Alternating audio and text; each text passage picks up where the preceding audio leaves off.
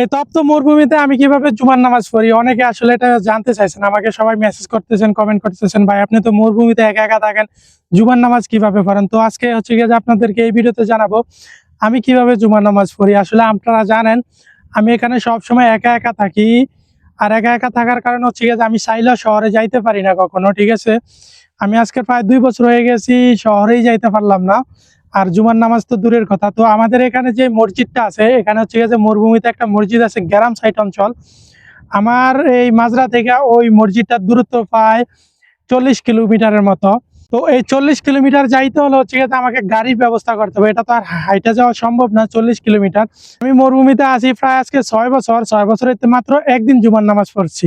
আসলে এখানে মরুভূমিতে আপনার চাইলেও কিছু করতে পারবেন না, সেম আমাদের অবস্থা একরকম, আমরা চাইলেও কোনো কিছু করতে পারি না। আমি হচ্ছে গিয়ে সবসময় জুমার নামাজের বিপরীত হচ্ছে গিয়ে জোহরের নামাজ আদায় করি, জোহরের নামাজে আদায় করতে হয়, যেহেতু এখানে জুমার নামাজ দিতে হলে খুতবা দিতে হয়, তো খুতবা তো দেওয়ার মতো কেউ না, আর আমি একা একা কিভাবে খুতবা দিব জুমার নামাজ পড়ে। এই জন্য হচ্ছে গিয়ে আমি প্রতি শুক্রবার আসলে জুমার নামাজ পড়ি না, আমি হচ্ছে গিয়ে জোহরের নামাজ আদায় করি। ঈদের নামাজ পড়ার জন্য আমি আমার মাজরা থেকে আর ভোর 3টা বাজে রওনা দিই, 3টা বাজে রওনা দিয়ে রাস্তায় যাই।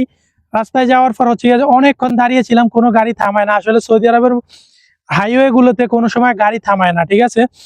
তো আমি হচ্ছে গিয়ে 3টা বাজে যখন রাত্রে যাই, ওখানে আমি প্রায় 4 ঘন্টা ওয়েট করি। আমি রাত্রে 3টা বাজে গেছি, 4টা বাজে গাড়ি মিলছে, ঠিক আছে, 4টা বাজে গাড়ি মিলছে। আর সৌদি আরবে আপনারা জানেন যে নামাজ একটু, জুমার নামাজও একটু তাড়াতাড়ি শুরু হয়ে যায়, ঈদের নামাজও একটু তাড়াতাড়ি শুরু হয়ে যায়। ঈদের নামাজ আসলে সূর্য ওঠার সাথে সাথে হচ্ছে গিয়ে ঈদের নামাজ শুরু হয়ে যায়। তো আমি এখান থেকে যাইতে যাইতে হচ্ছে গিয়ে ঈদের নামাজটা পাই নাই। আমি এখান থেকে 3টা বাজে রওনা দিই, গাড়ি পাইতে পাইতে হচ্ছে গিয়ে 7টা, আর যাইতে আধা ঘন্টার মতো লাগিয়ে যায়। মোট হচ্ছে গিয়ে 7:30 বাজে আছে, তো 7:30 হচ্ছে গিয়ে ঈদের নামাজ শেষ। তো ঈদের নামাজে আমি পড়তে পারি না, আমারও আসলে মন চায় প্রতিদিন জুমার নামাজ পড়তে।